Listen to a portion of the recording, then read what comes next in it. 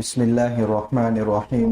الحمد لله وكفى وسلام على عباده الذين اصطفى. أما بعد فأعوذ بالله من الشيطان الرجيم. بسم الله الرحمن الرحيم. لقد كان لكم في رسول الله أسوة حسنة. وعن أنس رضي الله تعالى عنه أنه قال لي رسول الله صلى الله عليه وسلم: یا بنی ان قدرت تصبح او تمسی وليس في قلبك غش لأحد فافعل. وقال یا بنی وذلك من سنتي ومن احیا سنتي فقد احبني ومن احبني كان معي في الجنة. رواہ الترمذی. وقال النبي صلى الله عليه وسلم في رواية أخرى: لا يؤمن احدكم حتى يكون هواء تبعا لما جئت به او كما قال رسول الله صلی اللہ علیہ وسلم. قابل احترام بزرگان دین، قرآن کریم کی جو آیت اور ترمذی شریف کی جو روایت آپ کے سامنے پڑھی گئی ہیں، ان کی روشنی میں یہ کہا جا سکتا ہے کہ اس وقت پوری دنیا کا امن تباہ ہو رہا ہے، اور اس کی مختلف وجوہات میں سے ایک وجہ اللہ کے رسول صلی اللہ علیہ وسلم کے طریقوں سے دین بدین دوری ہوتی جا رہی ہے. حاتم تائی یہ عرب کے بڑے مشہور سخی آدمی تھے. مہمان آتا تھا تو ایک اونٹ ذبح کر لیتے تھے مستقل مہمان کی ضیافت میں. ان کے بیٹے عدی بن حاتم ایک مرتبہ اللہ کے نبی صلی اللہ علیہ وسلم نے ان سے کہا: میرے طریقے پر آ جاؤ، یعنی اسلام میں داخل ہو جاؤ. تو انہوں نے کہا: یا رسول اللہ، آپ کے طریقے پر آنے میں کیا ملنے والا ہے؟ تو اللہ کے نبی صلی اللہ علیہ وسلم نے فرمایا: قیصر و کسریٰ کے تاج تمہارے قدموں میں گریں گے، اور صنعاء سے لے کر مدینہ تک ایک عورت تنہا چل کر کے آئے گی اور اللہ کے علاوہ اس کو کسی کا کوئی خوف نہیں ہوگا، یعنی اتنا امن قائم ہو جائے گا. تو حضور کے طریقوں پر آنے میں سراپا امن ہے، اور اس سے دور ہونے میں اور زیادہ پریشانیاں ہیں، مصیبتیں بڑھتی جا رہی ہیں. عقیدہ ہونے کی حیثیت سے مسلمان اس بات کو تو تسلیم کرتا ہے کہ میرے لیے اگر کوئی رہبر اور آئیڈیل ہے اور میرے لیے کوئی بہترین نمونہ ہے جن کے طریقوں پر چل کر مجھے دنیا اور آخرت میں کامیابی مل سکتی ہے، تو وہ اللہ کے رسول صلی اللہ علیہ وسلم ہے. مگر عمل کی حیثیت سے کوئی عمل حضور کے طریقے سے میچ نہیں کھا رہا. شاہ بہلول ایک مجنون قسم کے آدمی تھے. ہارون رشید ان سے دل لگی کیا کرتے تھے. ریاض الصالحین میں ایک روایت ہے: اکثر ذکر حازم اللذات الموت، لذتوں کو توڑنے والی چیز یعنی موت کو کثرت سے یاد کیا کر. اس روایت کے تحت ایک واقعہ نقل کیا ہے ہارون رشید کا. وہی شاہ بہلول ان کے دربار میں آتے تھے، اور خدام کو بھی ہارون رشید نے کہہ رکھا تھا کہ یہ جب بھی آئے ان کو اجازت لینے کی ضرورت نہیں ہے، سیدھے میرے پاس آئیں گے. فنا فی اللہ، دنیا سے کچھ لینا دینا نہیں، ایسے ہی آدمی تھے. تو ایک مرتبہ ہارون رشید نے کہا کہ ایک چھڑی میں آپ کو دے رہا ہوں اور وصیت کر رہا ہوں کہ آپ سے زیادہ اگر کوئی بے وقوف آدمی ملے تو یہ چھڑی میری اس کو دے دینا. انہوں نے کوئی برا نہیں مانا بلکہ وہ چھڑی لے لی. ایک لمبے عرصے کے بعد جب پتا چلا کہ ہارون رشید بیمار ہوئے ہیں تو وہی شاہ بہلول چھڑی لے کر ہارون رشید کے پاس گئے اور پوچھا کہ بادشاہ سلامت، کیسی طبیعت ہے، مزاج کیسا ہے؟ کہا بستر پر کئی دنوں سے پڑا ہوں، ایک لمبا سفر درپیش ہے. کہا کہاں جانا ہے؟ کہا آخرت کا سفر ہے. کہا واپسی کب ہے؟ کہا تم بے وقوف آدمی ہو، اس سفر سے کس کی واپسی ہوئی ہے؟ وقت کا نبی واپس نہیں آ سکا تو میں کیسے واپس آؤں گا؟ تو کہا بادشاہ سلامت، بات تو صحیح ہے مگر تیاری کیا کی ہے؟ دنیا میں تو آپ کا 2-3 دن کا سفر ہوتا تھا تو ایک حلقہ، ایک جماعت کا حصہ پہلے آپ کا پہنچ جاتا تھا، اور شاندار خیمہ لگاتا ہے، راستہ بہترین قالین بچھا کر کے کر رہا ہے اور بہترین کھانوں کا وہاں نظم ہے، بادشاہ کے لیے کوئی خطرے کی چیز تو نہیں ہے ایسی جگہ کا تلاش کہ قیام وہاں ہو، تو 2-3 دن کا سفر ہوتا تھا، اس کے لیے آپ اتنی تیاری کر رہے تھے، اور اب ایسا سفر ہے کہ جہاں سے واپسی نہیں ہے، اس کے لیے آپ نے کوئی تیاری نہیں کی۔ اچھا، ایک امانت آپ نے مجھے حوالے کی تھی کہ مجھ سے زیادہ بے وقوف آدمی اگر آپ کو ملے تو یہ چھڑی اس کو دے دینا، یہ امانت، اس کا زیادہ حقدار مجھے آپ کے علاوہ کوئی نظر نہیں آ رہا اس وقت۔ تو بادشاہ سلامت نے کہا بہلول، ہم پوری زندگی آپ کو بے وقوف سمجھتے رہے، مگر حقیقتاً تم عقل مند ہو اور ہم بے وقوف ہیں۔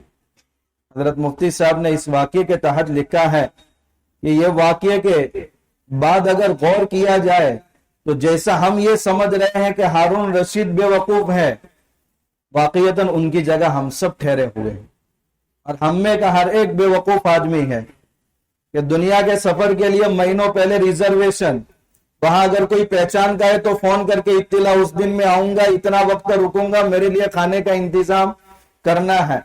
تو 2-3 دن کا سفر ہے تو اس کی پوری تیاری ہے، مگر آخرت کا سفر ہے تو اس کی کوئی تیاری نہیں ہے۔ تو عقیدے کی حیثیت سے ہم اس بات کو تو تسلیم کرتے ہیں کہ اللہ کے نبی صلی اللہ علیہ وسلم سے زیادہ بہترین اسوہ، نمونہ، آئیڈیل ہمارے لیے کوئی نہیں ہو سکتا، مگر عمل کی حیثیت سے جیسا حضور کو اسوہ اور نمونہ تسلیم کرنا چاہیے ہم نہیں کر پا رہے۔ یہ اس وقت کی ہماری سب سے بڑی کوتاہی ہے۔ قرآن کریم نے تاکید کے ساتھ کہا لقد کان لکم، یہ لقد میں لام بھی تاکید کا ہے، قد بھی تاکید کا ہے، اور اس کا معنی کریں گے تو یہ ہوگا کہ بالکل پکی بات ہے کہ تمہارے لیے اگر کوئی بہترین اسوہ ہو سکتا ہے تو وہ اللہ کے رسول ہے۔ اس آیت کے اندر بہت مختصر آیت ہے اور آیت کا ایک حصہ ہے، اس میں 2 لفظ خاص طور پر بہت اہمیت کے حامل ہیں۔ ایک لفظ استعمال کیا اس میں اسوۃ حسنہ، اسوۃ کے معنی نمونے اور آئیڈیل کے ہی آتے ہیں۔ یا سب سے پہلی بات رک کر کے ہم یہ سمجھیں گے اللہ تعالیٰ کو تمام انسانوں کو نمونہ بتانے کی ضرورت کیوں پیش آئی ہے۔ ایک انسان کی زندگی میں نکاح کے بعد سے لے کر موت تک بیوی رہتی ہے، مگر اپنے شوہر کی پسند کیا ہے بغیر پوچھے اس کو سمجھ میں نہیں آتی۔ جب تک شوہر نہیں بتاتا اپنی پسند کی چیزیں تب تک وہ عورت اپنی عقل سے نہیں سمجھ سکتی۔ ایک دوست اپنے دوست سے ملاقات کرتا ہے، سینے سے سینہ ملاتا ہے معانقہ کے وقت، مگر دوست کے دل میں کیا خواہشات چل رہی ہے، اس کی پسندیدہ چیزیں کیا ہے بغیر پوچھے معلوم نہیں ہوتی۔ اس لیے پوچھتا ہے ٹھنڈا لیں گے کہ گرم لیں گے، اگر گرم کہیں گے تو چائے کا انتظام ہوگا، اور اگر ٹھنڈا کا کہے گا تو کہ ٹھنڈے میں تو بہت ساری چیزیں ہیں کیا لیں گے۔ جب تک وہ ایک بات اپنی پسند کی نہیں بتاتا اس کے دوست کو بھی معلوم نہیں ہوتا کہ اس کی پسند کی چیزیں کیا ہے۔ اس لیے انسان اپنی عقل سے اس بات کو نہیں سمجھ سکتا کہ اللہ کی نگاہ میں پسندیدہ انسان کون ہے۔ ایپسٹیمولوجی ویسٹرن سیولائزیشن کے نزدیک علم حاصل کرنے کے اسباب 2 ہیں، آبزرویشن اور ایکسپیرینس۔ ایک بہت لمبا موضوع ہے، مختصر یہ بات کہ وہ لوگ یہی کہتے ہیں 2 ہی چیزوں سے علم حاصل ہو سکتا ہے۔ ایک چیز میں نے دیکھی کہ سامنے والا انسان 5 فٹ کا ہے تو دیکھنے سے مجھے علم حاصل ہوا، اور دوسرا طریقہ تجربہ ہے۔ میں مرچ 2 مرتبہ استعمال کر چکا ہوں، اب میرا ایکسپیرینس یہی ہے کہ مرچ تیکھا ہوتا ہے۔ بس یہی 2 چیزیں ہیں جس سے علم حاصل ہو سکتا ہے، جبکہ اسلام یہ کہتا ہے کہ جہاں تمہاری عقل ختم ہوتی ہے وہاں سے علم حاصل کرنے کا تیسرا سبب یعنی وحی شروع ہوتی ہے۔ جہاں عقل ختم وہاں سے وحی کا سلسلہ شروع۔ اس لیے اس دنیا کے بعد جتنے بھی مراحل آنے والے ہیں انسان اس کو عقل سے سمجھنا چاہے تو نہیں سمجھ سکتا۔ وہ علم ہم تک کیسے پہنچا؟ وہ وحی کے ذریعے پہنچا۔ اب وحی اتری ہے اللہ کے نبی صلی اللہ علیہ وسلم پر، اور آپ کی پوری زندگی ہمارے لیے نمونہ قرار دی گئی۔ ان کے طریقوں کے مطابق چلو گے تو اللہ کی نگاہ میں پسندیدہ انسان بن جاؤ گے، اور اگر ان کے طریقوں کے خلاف چلو گے تو سب سے مبغوض انسان اللہ کے نزدیک تم ہوں گے۔ ایک شخص درزی کے پاس گیا اور پرانا سوٹ لے کر کے گیا اور کہا اسی طرز پر میرا نیا کپڑا سی کر کے دو. اب درزی نے اپنے حساب سے کپڑا بنایا, نمونہ پیش کیا ہے اس کو, لیکن اپنے حساب سے کپڑا بنایا. جب کپڑا تیار ہو گیا تو یہ صاحب گئے اور دونوں کو دیکھ رہے ہیں تو یہ 6 فٹ کا ہے, 6 انچ کا ہے اور یہ 10 انچ کا ہے. اب درزی سارے فوائد ان کو بتا رہا ہے, دیکھو آپ کا بدن, آپ کی باڈی, اس حساب سے یہ سوٹ آپ کو جچے گا, اس لیے میں نے ایسا بنایا ہے. آپ نے 2 جیب کہے تھے, میں نے 3 ڈالے تاکہ آپ کے بدن پر یہی مناسب لگ رہا ہے. جتنی حکمت کی باتیں بتائے گا ایک بھی ایکسپٹ نہیں کرے گا. یہ میں نے ایگزامپل اور نمونہ تجھے پیش کیا تھا, وہ اچھا ہے کہ برا ہے, اچھا سلا ہوا ہے کہ عیب دار ہے, اس سے مجھے کوئی لینا دینا نہیں. میں نے جس طریقے سے تجھے سینے کو کہا تھا اس طریقے کے مطابق نہیں سیا تو میرے نزدیک صحیح معنوں میں درزی کہلانے کے لائق نہیں ہے. اب چاہے وہ کتنے بھی اس کے فوائد بیان کر رہا ہے, اس لیے اللہ کے رسول صلی اللہ علیہ وسلم کے طریقے ہمارے سامنے آ گئے. اب انسان اپنے طریقوں میں کتنی بھی مصلحتیں بیان کرے, اللہ کے نزدیک وہ مصلحت معتبر نہیں ہے. وَهُوَ فِي الْآخِرَةِ مِنَ الْخَاسِرِينَ, آخرت میں وہ خسارہ اٹھانے والوں میں سے ہوگا. حضرت انس رضی اللہ تعالیٰ عنہ کی جو روایت میں نے آپ کے سامنے پڑھی, اچھا ایک دوسرا لفظ اس میں رہ گیا, اللہ کے رسول میں تمہارے لیے بہترین نمونہ ہے. یا اللہ تعالیٰ چاہتے تو یہ کہہ سکتے تھے کہ محمد بن عبداللہ کی زندگی میں تمہارے لیے بہترین نمونہ ہے, مگر محمد بن عبداللہ نہیں کہا بلکہ رسول اللہ کہا, کیونکہ حضور 40 سال کی عمر تک محمد بن عبداللہ تھے اور 40 سال سے لے کر 63 سال کی عمر تک رسول اللہ تھے. محمد بن عبداللہ کی پیروی کا حکم دیا جاتا تو بہت مشکل ہو جاتا. حضور مکہ میں پیدا ہوئے, ہمارے اختیار میں کہا ہے مکہ میں پیدا ہو. حضور پیر کے دن پیدا ہوئے, ہمارے اختیار میں کہا ہے کہ پیر کے دن پیدا ہو. ربیع الاول کے مہینے میں آپ دنیا میں تشریف لائے, ہمارے اختیار میں کہا ہے. حضور نے مکہ کی پہاڑیوں میں بکریاں چرائی, ہمارے اختیار میں کہا ہے. اس لیے یہ نہیں کہا کہ محمد بن عبداللہ کے طریقوں میں تمہارے لیے بہترین نمونہ ہے, بلکہ کہا اللہ کے رسول کے طریقوں میں تمہارے لیے بہترین نمونہ ہے. کیونکہ 40 سال کے بعد آپ کو نبی بنایا گیا اور وحی کے ذریعے سارے طریقے بتائے گئے اور انہی طریقوں کو فالو کرنے کا حکم دیا. اس کے بعد جو روایت ہے حضرت انس بن مالک رضی اللہ تعالیٰ عنہ کی, کہ حضرت انس بن مالک رضی اللہ تعالیٰ عنہ حضور کے خادم خاص ہیں. جب اللہ کے نبی صلی اللہ علیہ وسلم مدینہ تشریف لے گئے تو ابو طلحہ انصاری رضی اللہ تعالیٰ عنہ سے کہا کوئی اچھا خادم میرے واسطے تلاش کر کے لاؤ. ایک روایت یہ ہے. تو حضرت ابو طلحہ انصاری رضی اللہ تعالیٰ عنہ حضرت انس کے والد تھے مالک, ان کا انتقال ہو گیا تھا اور ان کی والدہ تھی ام سلیم. ابو طلحہ انصاری رضی اللہ تعالیٰ عنہ نے ان سے نکاح کر لیا. تو حضرت انس رضی اللہ تعالیٰ عنہ حضرت ابو طلحہ انصاری رضی اللہ تعالیٰ عنہ کے سوتیلے بیٹے تھے. تو وہ اسی بیٹے کو حضور کی بارگاہ میں پیش کیا کہ یا رسول اللہ یہ آپ کی خدمت کرے گا. اور ایک دوسری روایت ہے کہ جب حضور مدینہ تشریف لائے تو ہر ایک نے اپنی وسعت کے مطابق تحائف پیش کیے. ام سلیم رضی اللہ تعالیٰ عنہ حضور کے پاس آئی اور کہا یا رسول اللہ آپ کی خدمت میں میرا تحفہ یہی ہے کہ میرا بیٹا آپ کی خدمت کرے گا. جس وقت آپ کی خدمت کے لیے آئے 8 یا 9 سال کی عمر تھی اور حضور کی مکمل 10 سال خدمت کی ہے. اس لیے جب اللہ کے نبی صلی اللہ علیہ وسلم اس دنیا سے پردہ فرما گئے حضرت انس رضی اللہ تعالیٰ عنہ کی عمر 18 سال یا 19 سال کی تھی. حضرت انس رضی اللہ تعالیٰ عنہ فرماتے پوری زندگی میں 10 سال میں نے خدمت کی مگر ایک مرتبہ بھی آپ نے مجھے ڈانٹا نہیں. خیر, حضرت انس رضی اللہ تعالیٰ عنہ فرماتے ہیں کہ ایک مرتبہ حضور نے مجھے کہا یا بنی, اے میرے پیارے بیٹے. اس سے یہ مسئلہ بھی معلوم ہو گیا کہ اگر پرایا لڑکا ہو مگر بطور شفقت کے اس کو اپنا بیٹا کہا جائے تو اس کی اجازت ہے, کیونکہ اللہ کے نبی صلی اللہ علیہ وسلم نے حضرت انس کو کہا یا بنی, اے میرے پیارے بیٹے. آگے یہ بات ارشاد فرمائی اگر تیرے پاس اتنی طاقت ہے کہ تو صبح اور شام اس حالت میں کرے کہ تیرے دل میں کسی کے بارے میں کوئی کھوٹ نہ ہو, تیرے دل میں کسی کے بارے میں کوئی کینہ نہ ہو تو یہ کام ضرور کیا کر. وذالک من سنتی، اور میرا بھی طریقہ یہ ہے کہ میرے دل میں کسی کے بارے میں کوئی کھوٹ نہیں، لہذا اس انداز سے زندگی گزار. ومن احیا سنتی فقد احبنی، اور جس نے میرے طریقے کو زندہ کیا اس نے مجھ سے محبت کی. ومن احبنی کان معی فی الجنہ، اور جس نے مجھ سے محبت کی کل قیامت کے دن جنت میں وہ میرے ساتھ ہو. کیونکہ کل قیامت کے دن جس کو جس کا طریقہ پسند ہوگا وہ اسی طریقوں کے مطابق انہی لوگوں کے ساتھ اس کا حشر کیا جائے گا. من تشبہ بقوم فہو منہم، اس لیے اللہ کے نبی صلی اللہ علیہ وسلم نے یہ پیشن گوئی فرمائی تھی کہ قیامت کے قریب ایسا بھی وقت آئے گا کہ تم ایسے لوگوں کی اتباع کرو گے جو تم سے پہلے تھے.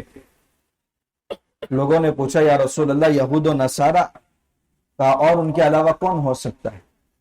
آج ہم دیکھ رہے ہیں ہمارا جوان، ہمارے بچے بالکل اسی طریقوں کے مطابق اپنی زندگی گزار رہے ہیں.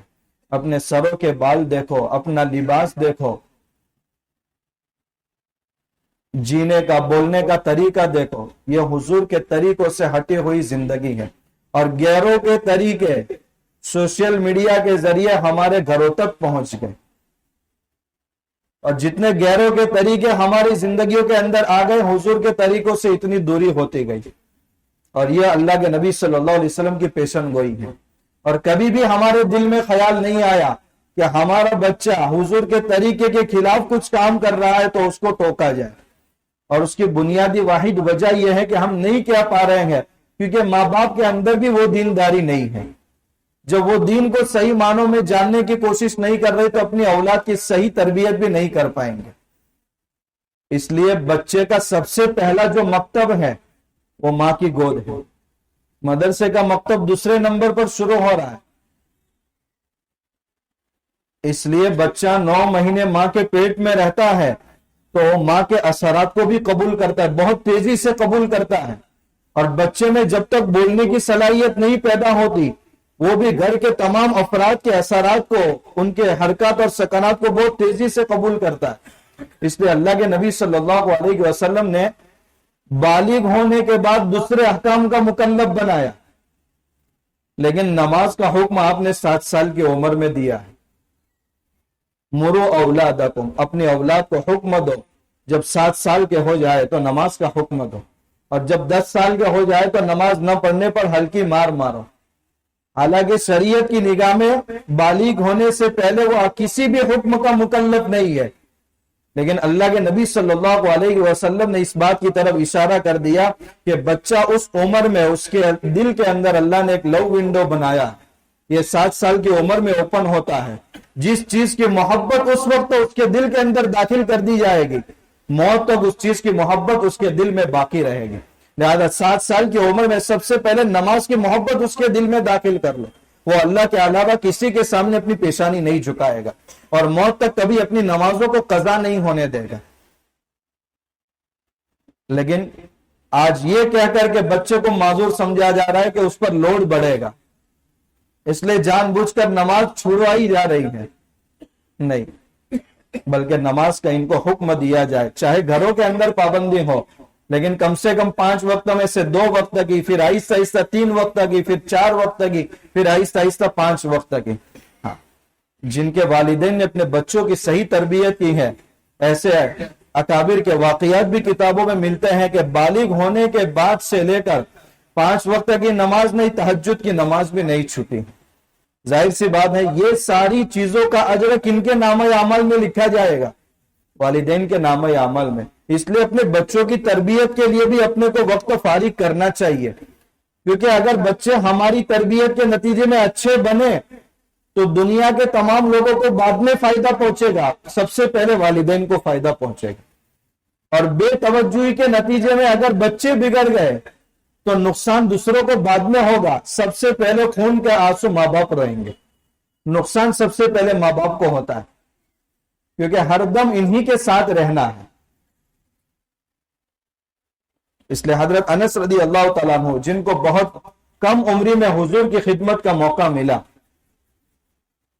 10 سال آپ صلی اللہ علیہ وسلم کی خدمت کی اور حضور نے ان کو بتایا میرا ایک یہ طریقہ ہے، اور پھر ایک عام اصول بتا دیا، جو میرے طریقے سے محبت کرے گا وہ جنت میں میرے ساتھ ہوگا۔ ہم صحابہ کرام کا پورا دور اٹھا کر کے دیکھیں، اللہ کے نبی صلی اللہ علیہ وسلم کے طریقوں کے کتنے عاشق تھے۔ حضرت امیر معاویہ رضی اللہ تعالیٰ عنہ اور روم کے بادشاہ ہرقل کے درمیان جنگ بندی کا معاہدہ ہوا تھا کہ ہم اور تمہارے درمیان اتنے مہینوں تک جنگ بند رہے گی، اور حضرت امیر معاویہ رضی اللہ تعالیٰ عنہ کی ایک پلاننگ یہ تھی کہ جب جنگ کا وقت ختم ہو جائے اس سے پہلے میرا لشکر روانہ ہو جائے روم کی طرف، اور جس دن معاہدہ ختم ہو اس وقت حملہ کرے، تاکہ ہم کو روم کو فتح کرنے میں زیادہ دیر نہ لگے۔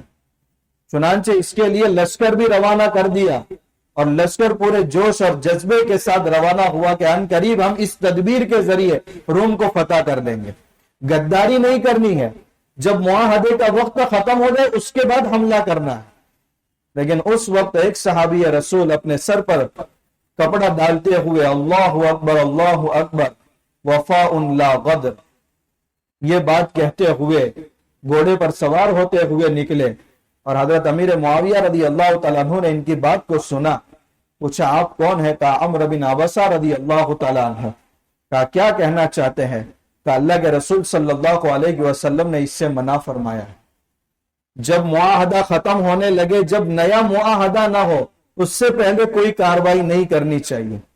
اب ظاہر سی بات ہے یہ صورت تو وہی سمجھ سکتا ہے کہ کتنی مشکل ہے، پوری فوج 23 مہینوں کی تدبیر کے بعد روانہ کر دی ہے، وہ فوج اس ملک کے قریب پہنچ گئی ہے، لیکن فوراً حضرت امیر معاویہ رضی اللہ تعالیٰ عنہ نے اپنے لشکر کو واپس بلا دیا۔ حضور کے طریقے کے خلاف ہم نہیں جائیں گے، چاہے ہمیں فتح کے سارے مناظر نظر آ رہے ہیں، مگر اس کے باوجود بھی ہم حضور کے طریقے کے خلاف چل کر کبھی کامیاب نہیں ہو سکتے۔ حضرت عمر رضی اللہ تعالیٰ عنہ نے اپنے دور خلافت میں ایک شخص کو ایلچی بنا کر کے بادشاہ کے دربار میں بھیجا، قاصد بنا کر کے، تو بادشاہ کے دربار میں ان کا خوب اکرام ہوا، حتیٰ کہ سونے کی کرسی پر ان کو بٹھایا گیا۔ وہ ابتدا میں خیال نہ رہنے کی وجہ سے اس کرسی پر بیٹھ گئے، لیکن جب اچانک بات یاد آ گئی تو فوراً کرسی سے اٹھ گئے۔ تو بادشاہ نے کہا ہم نے تو تمہارا اتنا اکرام کیا اور تم خود سونے کی کرسی سے اٹھ گئے۔ تو جواب دیا کہ اللہ کے رسول صلی اللہ علیہ وسلم نے سونے کی چیزیں مسلمان مردوں کے لیے استعمال کرنے کو حرام فرمایا ہے، میں اس سونے کی کرسی پر کبھی نہیں بیٹھ سکتا۔ یہ وہ افراد تھے جنہوں نے حضور کے طریقوں کو لازمی پکڑا تھا، جس کی بنیاد پر جہاں بھی جاتے تھے وہاں امن پھیل جاتا، سال ہا سال سے وہاں فساد برپا ہو، لیکن ان حضرات کے وہاں جانے سے وہ سارا فساد ختم ہو جاتا۔ وَمَنْ أَعْرَضَ عَنْ ذِكْرِي فَإِنَّ لَهُ مَعِيشَةً ضَنْكًا، ہمارے طریقوں سے اگر اعراض کرو گے تمہاری زندگی کو تنگ کر کے رکھ دیں گے۔ آج جس مسلمان کو پوچھو ذہنی سکون نہیں ہے، ڈپریشن کا شکار ہے، دل مطمئن نہیں ہے، نہ گھر کا ماحول سازگار ہے نہ ملک کا ماحول سازگار ہے۔ اس کی وجوہات میں ایک وجہ یہ کہ اللہ کے رسول صلی اللہ علیہ وسلم کے طریقوں پر ہمیں آنا ہوگا۔ اس وقت ایک عام وبا ہماری مسجدوں میں یہ پھیل گئی ہے کہ فرض نماز سے پہلے کی سنتیں اور بعد کی سنتوں کے پڑھنے کا رواج ختم ہو گیا۔ اکثر جوان تو امام صاحب کے سلام پھیرنے کے بعد مسجد سے نکل جاتے ہیں، اور کئی بڑی عمر کے حضرات بھی نکل جاتے ہیں، لیکن آج سے تہیا کرے کہ حضور کے ان سنتوں کو نہیں چھوڑیں گے۔ اللہ کے نبی صلی اللہ علیہ وسلم نے فرمایا جس نے دین کے اندر 12 رکعت سنتوں کی ادا کی، اللہ تعالیٰ اس دن جنت کے اندر اس کے لیے محل تیار کریں گے۔ جیسا انجینئر ویسا محل تیار ہوتا ہے، یہ دنیا میں ہم دیکھ رہے ہیں، اور اللہ تعالیٰ اگر 12 رکعت سنتیں پڑھنے پر محل تیار کر رہے ہیں تو اپنی شان کے حساب سے وہ محل تیار کریں گے، ہماری دل کی وسعت کے حساب سے نہیں۔ وہ 12 رکعت سنتیں کون سی ہیں؟ سب سے پہلے فجر کی 2 رکعت سنتیں، ظہر سے پہلے 4 رکعت سنتیں، ظہر کے بعد 2 رکعت سنتیں، مغرب کے بعد 2 رکعت سنت، اور عشاء کے بعد 2 رکعت سنت۔ یہ 12 رکعت کی ایک فضیلت روایت میں یہ ہے کہ جو شخص ہے، یہ سنت موقدہ ہے، یعنی اللہ کے نبی صلی اللہ علیہ وسلم نے ان کا پورا اہتمام کیا ہے، کبھی نہیں چھوڑا اس کو، اس لیے ان سنتوں کا ہمیں اہتمام کرنا چاہیے۔ الگ الگ فضیلتی بھی روایتیں میں آئی ہیں۔ خود فجر کے تعلق سے اللہ کے نبی صلی اللہ علیہ وسلم نے فرمایا، جو شخص تیز رفتار گھوڑے پر سوار ہو، یعنی سفر میں جا رہا ہو، تو بھی فجر کی 2 رکعت سنتیں نہ چھوڑے، اس کی اتنی اہمیت ہے۔ حضرت عائشہ رضی اللہ تعالیٰ عنہ غالباً روایت فرماتی ہیں کہ اللہ کے نبی صلی اللہ علیہ وسلم مسلسل 1 مہینہ ہو جاتا تھا، فجر کی پہلی رکعت یعنی سنت میں سورہ کافرون پڑھتے تھے اور دوسری رکعت میں سورہ اخلاص پڑھتے تھے۔ اس میں عقائد کے اعتبار سے کتنی صفائی ہے ان 2 صورتوں میں۔ دیکھیے، ڈاکٹر بتاتا ہے کہ یہ 2 دوائی میں دے رہا ہوں، ایک وقت میں 2 دوائی لینا ہے اور دوسرے وقت میں 2 گولیاں لینا ہے، وہ 3 بھی نہیں لیتا اور 1 بھی نہیں لیتا، کیونکہ جسم کو نقصان پہنچے گا۔ ویسے روحانی طبیب اور روحانی ڈاکٹر ہمارے لیے اللہ کے رسول صلی اللہ علیہ وسلم ہیں۔ جو طریقے ہمارے لیے انہوں نے تجویز فرمائے ہیں، روحانی بیماریوں کے فائدے اس میں موجود ہیں۔ 1-2 میں آخر میں بتاؤں گا، لیکن یہ فجر کے تعلق سے اگر سفر کی حالت میں ہو، باقی سنتوں کے بارے میں یہ قاعدہ ہے، حالت فرار میں نہیں پڑھنا، حالت قرار میں پڑھنا ہے۔ یعنی بھاگ دوڑ کا سفر ہے تو سنت نہیں پڑھیں گے، لیکن اگر اطمینان اور قرار والا سفر ہے تو سنتیں پڑھنی چاہیے۔ باقی فرض نمازوں میں قصر ہے۔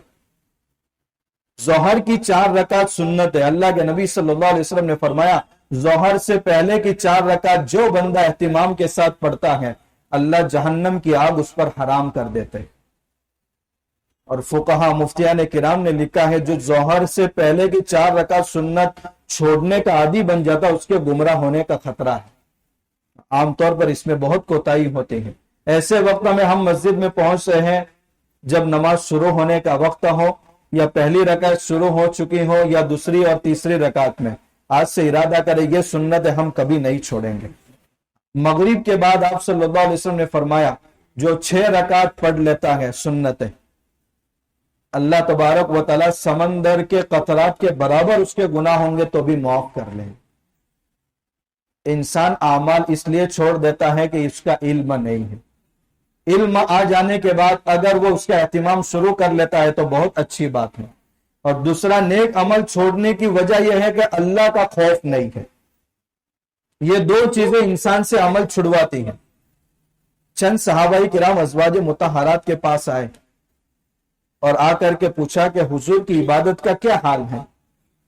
تو ازواج مطہرات نے چند باتیں بتائی، تو وہ آپس میں ڈسکس کرنے لگے اور یہ کہنے لگے کہ حضور تو بہت کم عبادت کر رہے ہیں، ان کے مقابلے میں تو ہم طاقتور ہیں۔ پھر اس کی وجہ خود بتائی کہ حضور کو تو اتنی بھی عبادت کرنے کی ضرورت نہیں ہے، کیونکہ آپ تو دونوں دنیا میں بخشائے ہیں۔ لیکن یہ بات حضور کو پہنچی تو اللہ کے نبی صلی اللہ علیہ وسلم نے فرمایا، تم میں سب سے زیادہ اللہ سے ڈرنے والا میں ہوں، اور تم میں سب سے زیادہ علم رکھنے والا میں ہوں۔ جب اللہ کا خوف بھی میرے اندر ہے اور علم بھی میرے پاس ہے تو نیک اعمال میں کوتاہی مجھ سے کیسے ہو سکتی؟ اور پھر آپ صلی اللہ علیہ وسلم نے فرمایا، تمہارے اوپر تمہارے بدن کا بھی حق ہے، تمہاری ازواج بیویوں کا بھی حق ہے۔ میں سوتا بھی ہوں اور عبادت بھی کرتا ہوں، میں روزہ بھی رکھتا ہوں اور کھانا بھی کھاتا ہوں، یعنی ساری باتیں میرے اندر ہیں۔ کیا تو یہ سنت ہم سے نہ چھوٹے آج کے بعد، اس کا اندازہ کل قیامت کے دن ہوگا۔ فرض نمازیں تو ہماری کوتاہیوں سے بھری ہوئی ہے، کل قیامت کے دن اللہ تعالیٰ ان کی تلافی سنتوں اور نوافل کے ذریعے کریں گے، اس لیے اس کا اہتمام ہمیں ضرور کرنا ہے۔ اللہ کے رسول صلی اللہ علیہ وسلم کے طریقوں میں دینی فائدہ تو ہے، دنیاوی فائدہ بھی ہے۔ ایک ایک طریقے میں ہزاروں صحت کے راز چھپے ہوئے ہیں۔ اللہ کے نبی صلی اللہ علیہ وسلم کا ایک معمول تھا، آپ صبح سویرے اٹھ جاتے تھے۔ آپ کو کسی حدیث کی کتاب میں نہیں ملے گا کہ حضور کی کسی دن تہجد کی نماز قضا ہوئی، کبھی نہیں ملے گا آپ کو۔ اللہ کے نبی صلی اللہ علیہ وسلم صبح سویرے اٹھنے کے عادی تھے، اور آج کی سائنس کی تحقیق کے مطابق 24 گھنٹے میں فریش آکسیجن کا اگر کوئی وقت ہے تو سورج کے نکلنے سے کچھ پہلے اور نکلنے کے 1-2 گھنٹے تک یہ بہترین آکسیجن کا وقت ہے اور صحت کے لیے سب سے مفید وقت ہے. اگر ہر مسلمان اس بات کی عادت بنا لے کہ صبح جلدی اٹھ جائے تو 24 گھنٹے میں صحت کے لیے جو بہترین مفید وقت ہے وہ اس کو نصیب ہو جائے. آج 9 بجے ہماری صبح ہو رہی ہے, 10 بجے ہماری صبح ہو رہی ہے, پورا دن بے اطمینانی کی حالت میں ہمارا گزر رہا, کوئی دن میں برکت نہیں, وقت میں برکت نہیں, نیک اعمال میں کوئی برکت نہیں. اس لیے اس بات کا اہتمام کریں کہ ہم رات میں جلدی سونے اور صبح جلدی اٹھنے کا اہتمام کریں گے. اللہ کے نبی صلی اللہ علیہ وسلم جب اٹھتے تھے اپنی آنکھوں پر مساج کرتے تھے. انسان کی 6 فٹ کی جو باڈی ہے 11 سسٹم پر مشتمل ہے اور یہ سارا سسٹم ایکٹیو ہونے میں 10 سے 12 منٹ لگتے ہیں. اس سے پہلے اگر انسان کھڑا ہو کر دوڑنے لگے تو گر پڑتا, لیکن جب انسان اپنی آنکھوں کا مساج کرتا ہے 10 سے 11 سیکنڈ کے اندر اس کی باڈی کی یہ 11 سسٹم ایکٹیو ہو جاتے ہیں اور اس کو کسی قسم کی کوئی تکلیف نہیں ہوتی. اللہ کے نبی صلی اللہ علیہ وسلم اٹھ کر اپنی آنکھوں کو ملتے تھے, مساج کرتے تھے. اگر یہ طریقہ ہم اپنائیں گے, سنت کی اتباع کا تو ثواب ملے گا, لیکن صحت کے کتنے فائدے, اور صحت حاصل کرنے کے واسطے انسان کتنے دواخانوں کے چکر لگا رہا ہے. تیسری بات, اللہ کے نبی صلی اللہ علیہ وسلم جب بیدار ہوتے تھے اپنی چارپائی پر, اپنے بستر پر تھوڑی دیر بیٹھا کرتے تھے, کیونکہ اگر انسان اپنی چارپائی سے فوراً کھڑا ہو جائے, انسان کے دماغ کے اندر ایک ایسا اللہ تعالیٰ نے فٹ کیا ہے کہ ایک طرف سے دوسری طرف بلڈ کو جانے کے لیے پول بنتا ہے. یہ برین کے اندر جب پورا خون سپلائی نہیں ہوتا اور اس سے پہلے انسان چلنے کی کوشش کرتا ہے تو پھر اس کو دماغی بیماریاں شروع ہو جاتی ہیں, یا تو لقوے کا اثر ہو جاتا ہے یا برین ہیمریج ہو جاتا ہے. اللہ کے نبی صلی اللہ علیہ وسلم 1 منٹ تک بیٹھا کرتے تھے, 1 منٹ میں 3 مرتبہ سورہ اخلاص پڑھا کرتے تھے. 3 مرتبہ سورہ اخلاص پڑھنے میں زیادہ سے زیادہ 3 منٹ لگتے ہیں. تو اللہ کے نبی صلی اللہ علیہ وسلم کی سنت پر بھی ہم عمل کریں تو سنت کی اتباع کا بھی ثواب اور کئی بیماریوں سے بھی نجات. آپ کے معمولات میں ایک بات یہ تھی کہ آپ دوپہر کو قیل اللہ کرتے تھے. اس وقت یورپی ممالک میں اس کا بہت اہتمام ہے.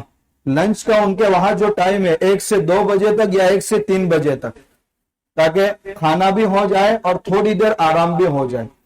بلکہ اگر اس کو سامنے رکھتے ہوئے اگر یہ کہا جائے کہ اگر قیل اللہ کے لیے کانٹے بھی مل جائے اور کوئی جگہ نہ ملے تو ضرور قیل اللہ کر لیا جائے. چائنا میں بھی اپنے اسکول میں پڑھنے والے بچوں کو قیل اللہ کرایا جاتا ہے. کیوں؟ انسان جب کھانا کھاتا ہے تو اس کے معدے کے اندر فوراً کھانے کے بعد الکوہل پیدا ہوتا ہے اور اس الکوہل کے ذریعے ذہن پر بہت زیادہ بوجھ پڑتا ہے. انسان کھانے کے بعد اسی حالت میں اگر چلتا رہے گا تو معدے کی کئی بیماریوں میں وہ مبتلا ہو جائے. اس لیے اللہ کے نبی صلی اللہ علیہ وسلم کھانے کے بعد فوراً قیل اللہ کیا کرتے تھے. خیر آپ صلی اللہ علیہ وسلم کے طریقوں میں 100% کامیابی ہے. یہ ایک مسلمان کا عقیدہ بھی ہے, ایمان بھی ہے اور عمل میں لانے کی ضرورت بھی ہے. اللہ تعالی ہم تمام کو ان باتوں پر عمل کرنے کی توفیق عطا فرمائے. غیروں کے طریقوں سے ہماری بھی اور